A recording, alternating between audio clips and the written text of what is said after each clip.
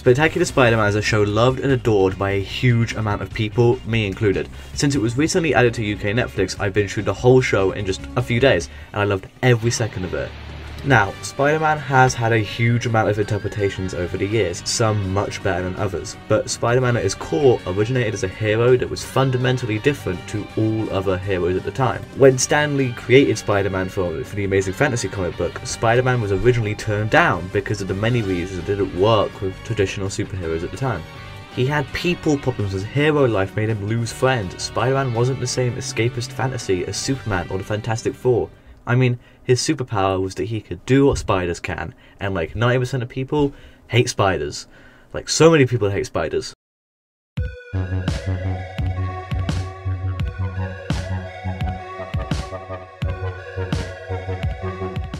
So when Amazing Fantasy was reaching an end, Stan was allowed to make his issue on Spider-Man, which became Amazing Fantasy 15, one of the most iconic comics ever made. He was a hero who had problems, his actions had consequences, the most iconic one being when his uncle dies as a direct result of his inaction. He was a human with human problems, and this is why the comic was so successful and why Spider-Man is probably one of the most popular heroes of all time, his relatability. You couldn't relate with the god from another world, or the billionaire genius, or the other billionaire genius, because at the time the comics weren't really focused on the humanity of these characters, just the spectacle of them, Superman lifting the car or Wonder on top of the train. But you can relate to the teenager, who's struggling the same way everyone would, who has money problems, whose family isn't the best off, which are things that a lot of people can relate to. And this is the reason Spider-Man is one of the most beloved superheroes. Over the years, different adaptations of the character have done this really well, others not so well, but Spectacular Spider-Man does it perfectly. It feels like you're reading the comics, but they've been adapted to screen.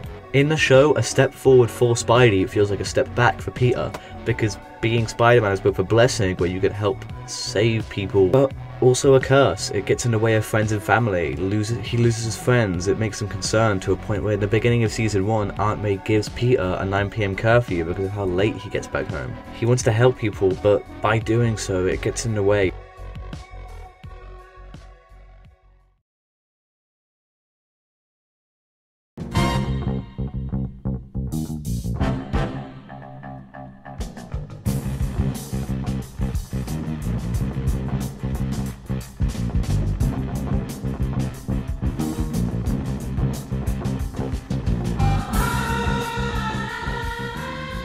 For one, when Spider-Man saves Kirk Connors by giving him a formula to turn him back from the Lizard, he also takes pictures of this whole endeavour to make money so that he can help Aunt May pay the bills. But while this painted Spider-Man in a positive light, knowing that Peter Parker took the picture made his friends stop trusting him, and this gets him fired from his internship at ESU. This struggle takes a focus in season 1 of the show, where at the end of the previous mentioned Lizard episode, Peter takes the formula used to cure Kirk Connors of being the Lizard, and he intends to use it himself to rid himself of these spider powers that have burdened him, so he wouldn't annoy his friends, so he could keep being Peter Parker. I never asked to be Spider-Man. I never asked for these powers. I never knew it would mean a bashed-up hand, a hard 9 PM curfew, no job, and friends who all think I'm scum. It was all just a twist of fate. Bad luck, a random bug bite. Easiest decision I ever made.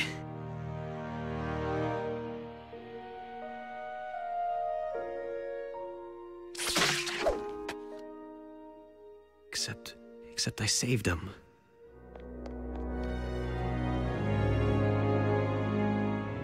Spider-Man's no magic wand, but thanks to the webhead, Kurt's cured, and Billy gets his father back. So what if nobody threw a parade? Spidey stays because Spidey's needed. For now, anyway.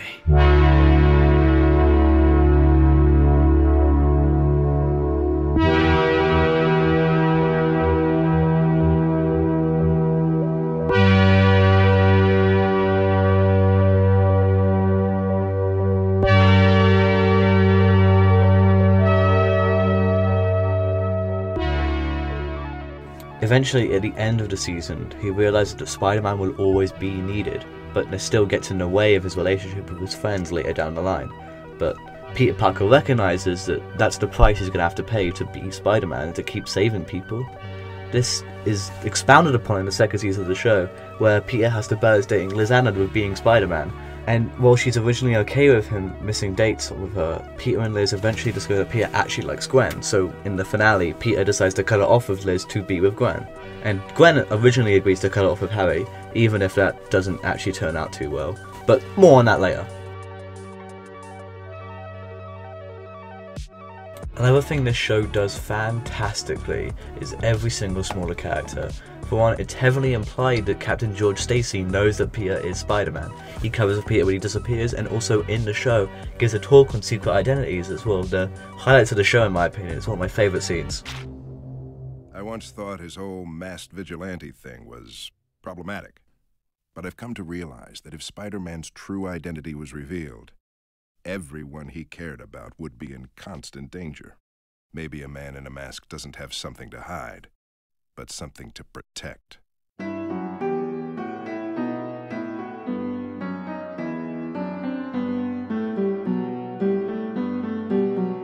Harry Osborn starts out in the show as one of Peter's best friends. They hang out a lot in season 1 of the show, even though Spider-Man gets in the way a lot too.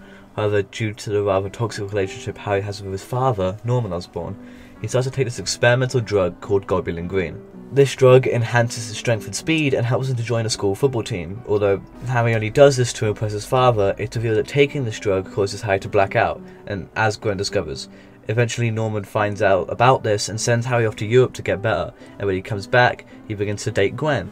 But in the finale of the show, Harry hears Peter and Gwen agree to split up with their partners to be with each other. So when Norman is killed in a Spider-Man related accident I won't spoil, Harry vows his hatred for the wall crawler and decides to guilt trip Gwen into staying with him, which causes a divide between Peter and Harry that would have been great in the following season.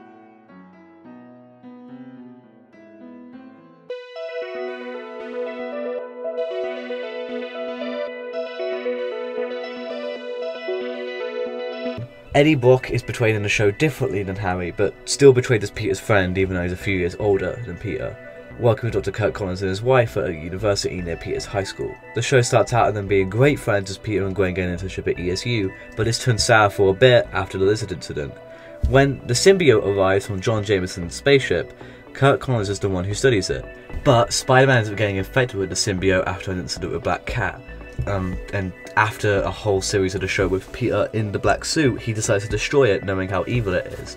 But the symbiote survives by latching onto Eddie, and the symbiote tells Eddie everything. It tells him that Peter was Spider-Man and everything that happened, and it just makes Eddie hate him more. So he accepts the symbiote and becomes Venom. And this conflict between Eddie and Peter is the climax of season 1, and it's brilliant. It's so well directed and written, and it's amazing. Another thing that I love about Spectacular Spider-Man is how it's an example of perfect pacing. The show moves at a quick pace where every episode is key to the overall story in multiple ways every single episode. In Reaction, for example, the episode establishes Gwen's concern that something is wrong with Harry, Peter falling for Liz Anand, advancing the threat of the Green Goblin, introducing Dr. Octopus, and advancing Flash's character as well by having Liz break up with him. The show's pacing is fantastic, and it's thoroughly aided by each episode's directing.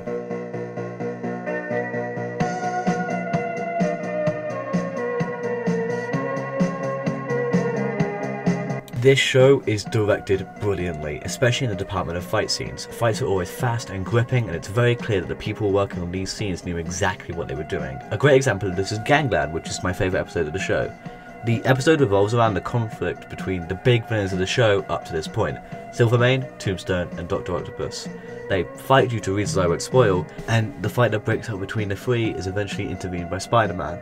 The fight at times has literally 4 parties fighting each other all at once, which most blockbusters would find difficult to engage with adults. But the show uses inventive ways to make the parties team up, like how Tombstone has to help Spider-Man because it isn't public knowledge he's a bad guy. And this is just like one example of how brilliant this show is directed and how everyone working on it knew what they were doing. It's fantastic. One more thing that I love about the show, which I don't know if it's a props to the directing or the writing, but it deserves props either way to whoever did it, is the way certain episodes are presented and viewed using different writing devices. For example, at the same time the episode Growing Pains takes place, a school play is being organised and auditions are being held for the play. So interjected with the action of an episode, we get parts of these auditions. but what each actor says actually pertains to what's going on in the story right now. And honestly, this is just a fantastic way of melding your A and B plots in a way that sticks with viewers. And this isn't a one-time thing either. Opening night and Gangland also used in renting devices to frame their story, the school play and to a lesser extent the opera respectively. And there's probably more I'm just forgetting while writing this video. The show used brilliant devices to tell its stories, and considering how much they stepped it up between season 1 and 2, I would have been really excited for what came later if it wasn't for the cancellation.